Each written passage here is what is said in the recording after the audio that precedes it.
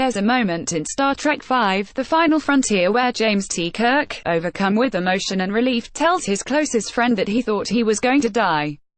"Not possible," says Spock. "You were never alone." Kirk all but melts and goes to embrace Spock, who stops him. "Please, Captain," he says.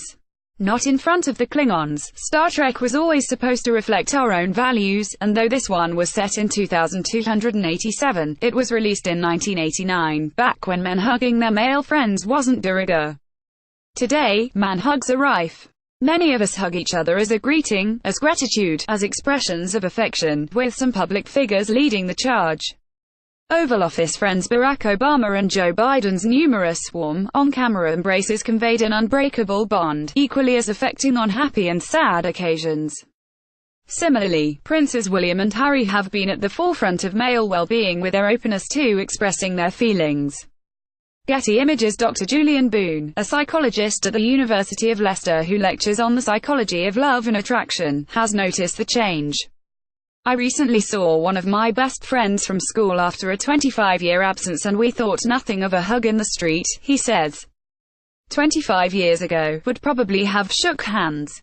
There is evidence that men are now more willing to have physical contact. If you watch an old football match with Bobby's Charlton, you're not going to see him score, run up to another footballer and clasp him around the shoulders. It just would not have happened. What we've got is a relaxation of codes, a consequence of social change. How to spot the neo-dandy? Our feelings haven't altered, says Boone, who states that while women are more likely to feel love for their female friends, we as men just like each other, albeit to varying degrees. Our means of communicating our affection has changed, though. We're much more enlightened, he says. There has been more freedom of expression, meaning that the old buttoned-up ways are no longer as pressurizing to people to behave in certain ways. The fear men may have, or may have had, that hugging might make them look gay, is, at least in a society that allows for such freedom of expression, archaic. So, since the early 90s, with culture at large becoming more liberal and the rise of the metrodal, physical expression between heterodal men has become more prevalent. What we've got is a relaxation of codes, a consequence of social change. Such intimacy is not, of course, universal.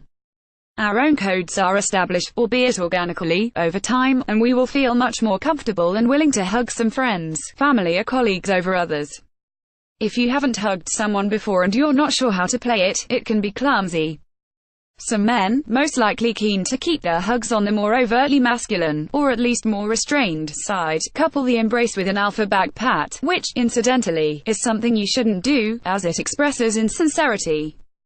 We're all different in how we handle things, stresses Boone. If someone learns a friend has cancer, some people would like to talk about it, others would not. Some people will take comfort from a big embracing hug, others will push it away. There's no genetic answer. If we want them, though, hugs can be hugely effective. Scientifically proven to make us happy, releasing serotonin and dopamine while reducing tension and stress. They are a physical shortcut, expressing warmth and support without the need for vocabulary. As Ari Gold from Entourage once said, "Let's hug it out, bitch, Klingons be damned."